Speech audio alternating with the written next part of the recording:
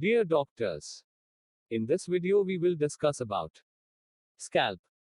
The soft tissues covering the cranial vault form the scalp. Extent of scalp. Anteriorly, supraorbital margins, posteriorly, external occipital protuberance and superior nuchal lines, and on each side, the superior temporal lines. The scalp is made up of 5 layers, you can remember them by mnemonic scalp. Skin. Superficial fascia, connective tissue. Deep fascia in the form of the epicranial aponeurosis or gallia aponeurotica. Loose areolar tissue. Pericranium. So the first layer is skin. Skin is hairy. It is adherent to the epicranial aponeurosis through the dense superficial fascia. It has more number of sweat glands and sebaceous glands than subcutaneous or superficial fascia. It is more fibrous and dense in the center than at the periphery of the head. It contains many blood vessels. It binds the skin to the subjacent aponeurosis and provides the proper medium for passage of vessels and nerves to the skin. The epicranial aponeurosis, or gallia aponeurotica, is freely movable on the pericranium along with the overlying and adherent skin and fascia. Anteriorly, it receives the insertion of the frontalis. Posteriorly, it receives the insertion of the occipitalis and is attached to the external occipital protuberance and to the highest, superior nuchal lines in between the occipital bellies. On each side, the aponeurosis is attached to the superior temporal line, but sends down a thin expansion which passes over the temporal fascia and is attached to the zygomatic arch. First 3 layers of scalp are called surgical layers of the scalp. These are called scalp proper also. The 4th layer of the scalp is made up of loose areolar tissue.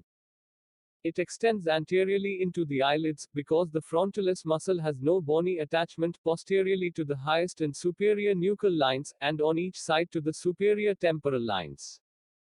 It gives passage to the emissary veins which connect extracranial veins to intracranial venous sinuses.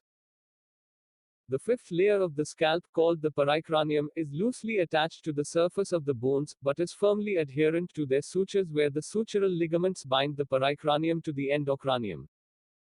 Arterial supply of scalp. In front of the auricle, the scalp is supplied from before backwards by the supratrochlea, supraorbital, superficial temporal arteries. The first 2 are branches of the ophthalmic artery, which in turn is a branch of the internal carotid artery.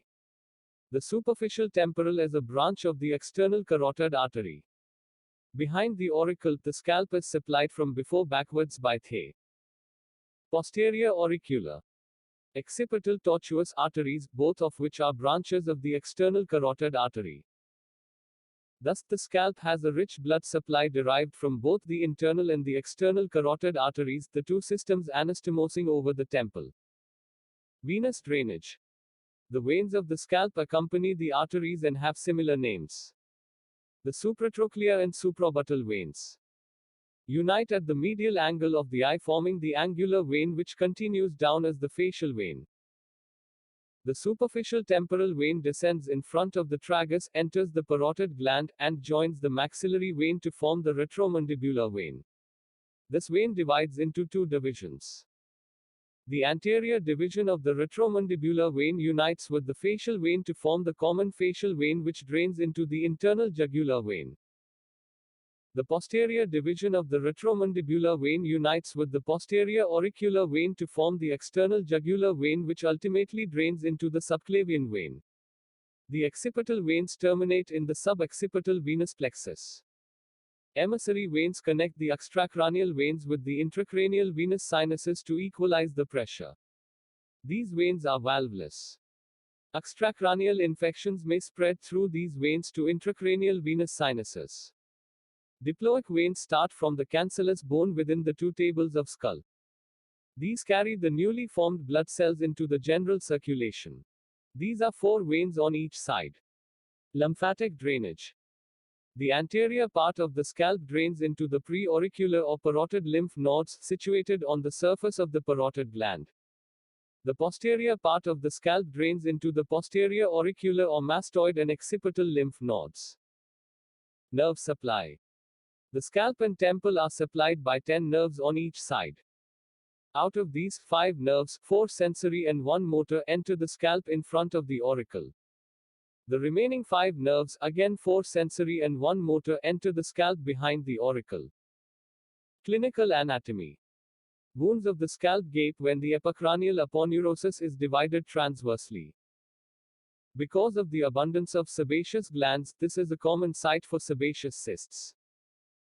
Wounds of the scalp bleed profusely because the vessels are prevented from retracting by the fibrous fascia. Bleeding can be arrested by applying pressure at the site of injury by a tight cotton bandage against the bone.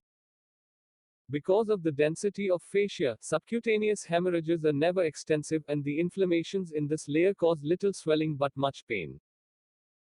Because the pericranium is adherent to sutures, collections of fluid deep to the pericranium known as cephalhematoma take the shape of the bone concerned when there is fracture of particular bone. The layer of loose areolar tissue is known as the dangerous area of the scalp because the emissary veins, which course here, may transmit infection from the scalp to the cranial venous sinuses. Collection of blood in the layer of loose connective tissue causes generalized swelling of the scalp. The blood may extend anteriorly into the root of the nose and into the eyelids, as frontalis muscle has no bony origin, resulting in black eye. The posterior limit of such hemorrhage is not seen. If bleeding is due to local injury, the posterior limit of hemorrhage is seen. Because of the spread of blood, compression of brain is not seen, and so this layer is also called safety layer. Since the blood supply of scalp and superficial temporal region is very rich, avulsed portions need not be cut away. They can be replaced in position and stitched. They usually take up and heal well. Thank you. Hope you liked this video.